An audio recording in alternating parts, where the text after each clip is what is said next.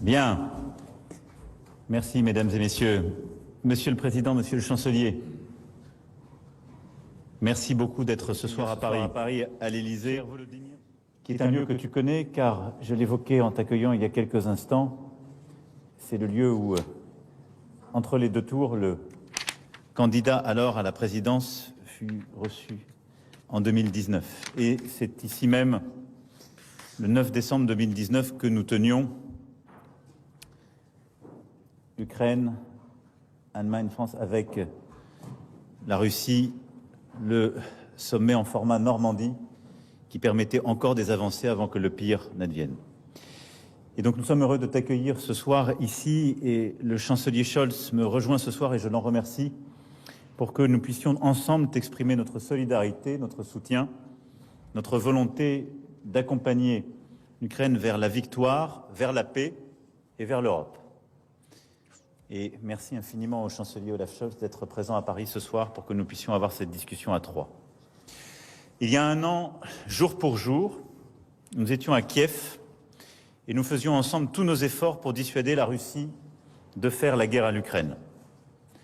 En juin dernier, à Kiev encore, le chancelier et moi-même te disions notre engagement d'être là pour toi, ton pays, pour la défense de l'Ukraine, pour la paix et la sécurité en Europe. Et nous tous sommes reconnaissants d'être là à Paris ce soir afin de pouvoir témoigner la confiance qui nous lie et qui, de manière indéfectible, lie nos pays. Depuis un an, l'Ukraine, son peuple, ses forces armées, son président, font face avec un immense courage aux armées de la Russie. Le crime d'agression ne peut être toléré en aucune circonstance, encore moins s'il est le fait d'une puissance telle que la Russie. C'est pourquoi nous nous tenons aux côtés de l'Ukraine, fermement, et avec la détermination de l'accompagner vers la victoire et le rétablissement de ses droits légitimes. Ce qui se joue en Ukraine engage l'avenir de l'Europe, nous en sommes pleinement conscients. Le rétablissement de l'Ukraine dans ses droits est l'affaire de tous ceux qui dans le monde œuvrent pour la paix, la sécurité internationale et l'ordre international. C'est ce que nous plaidons. La visite que tu effectues ce soir à Paris est l'occasion pour nous de rendre d'abord hommage à l'Ukraine et à son peuple. Cet hommage, c'est aussi à toi personnellement que nous sommes heureux de pouvoir l'adresser, car ton courage, ta lucidité et ton engagement impressionnent. Nous tenons aussi à témoigner ce soir notre soutien indéfectible. Dans la guerre qui se joue à quelques milliers de kilomètres de Paris, il nous faut ensemble défendre quelques idées à la fois simples et essentielles. L'Ukraine peut compter sur la France, ses partenaires européens et ses alliés pour gagner la guerre. La Russie ne peut, ni ne doit, l'emporter. Aussi longtemps qu'elle attaquera, il sera nécessaire que nous poursuivions, adaptions, modulions le soutien militaire nécessaire à la préservation de l'Ukraine et de son avenir. De même que nous avons procédé ces dernières semaines à de nouvelles livraisons de matériel de défense, nous poursuivrons l'effort et nous évoquerons ce soir ensemble les besoins opérationnels de l'Ukraine. Nous agirons toujours en parfaite coordination avec nos partenaires et nos alliés. La population ukrainienne peut aussi compter sur notre engagement sur le plan humanitaire et pour pourvoir aux besoins les plus immédiats, comme pour son avenir afin de soutenir l'économie et de préparer la reconstruction. Mais le monde sait aussi qu'il peut compter sur l'Ukraine, car c'est ensemble, cher Volodymyr, que nous avons entrepris de rétablir l'approvisionnement en céréales pour les pays les plus vulnérables et les moyens nécessaires à leur agriculture. Et je veux remercier l'Ukraine d'avoir fait ces efforts et d'avoir eu ce sens de la responsabilité. La justice est une cause commune, car il n'y a pas de paix sans justice. Nous serons là aussi pour que les souffrances infligées au peuple ukrainien soient jugées, pour que les crimes de guerre dont les soldats russes se rendent coupables soient punis et pour que la mémoire des victimes soit préservée. Enfin, l'Ukraine peut compter sur nous pour bâtir la paix.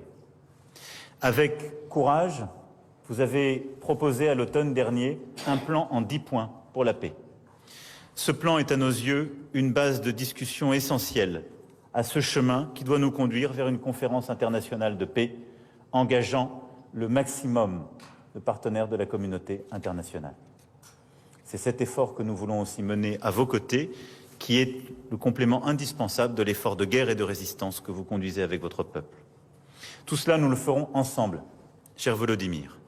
Nous le ferons car nous voulons construire la paix ensemble, une paix qui fasse justice à l'Ukraine, à son peuple, à son courage et à ses droits. Une paix qui serve notre volonté commune que l'Europe soit rassemblée, unie et solidaire. Et une paix qui permette de bâtir un espace de sécurité et de stabilité pour tous. Cher Volodymyr, merci encore d'être ce soir à Paris à nos côtés. Merci de l'exemple et de l'engagement que donne le peuple ukrainien, aux côtés duquel nous continuerons de nous tenir. Merci. Merci. Дуже дякую тобі, Еммануеле, за такі слова підтримки. І дуже вдячний, що є можливість сьогодні бути тут. І вдячний, що така ідея, cette idée spontanée de nous réunir et de discuter. Je suis reconnaissant au chancelier, à Olaf, d'avoir trouvé le temps. Дорогі президенте, Cher président, шановний пане канцлере, шановні присутні, cher шановні журналісти. chancelier, chers présents, chers journalistes, je suis heureux réellement d'être ici pour Посилити нашу renforcer notre unité continentale et bien sûr pour remercier personnellement. C'est toujours important dans la vie de tous les jours de savoir être reconnaissant. Et j'aimerais que cela devienne une tradition dans la vie politique. La reconnaissance, la sincérité forment les alliances. La reconnaissance est un ciment pour cela. Je voudrais que vous vous souveniez, mesdames et messieurs, que la France et l'Allemagne étaient aux côtés de l'Ukraine pendant tous ces mois. Nous avons traversé beaucoup de choses ensemble. Depuis le mois de février de l'année dernière jusqu'au mois de février de cette année. Et nous avons garanti une forte unité, l'unité de l'Europe. Nous avons renforcé le continent, nous avons renforcé l'Ukraine. Je vais donner seulement quelques exemples récents de leadership d'Emmanuel qui a soutenu en premier l'Ukraine avec les chars légers, comme Olaf a montré ce leadership en donnant les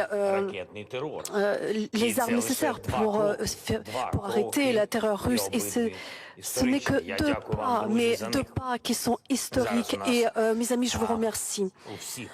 Actuellement, et comme personne, nous le ressentons en Ukraine parce que nous sommes en guerre, nous avons très peu de temps.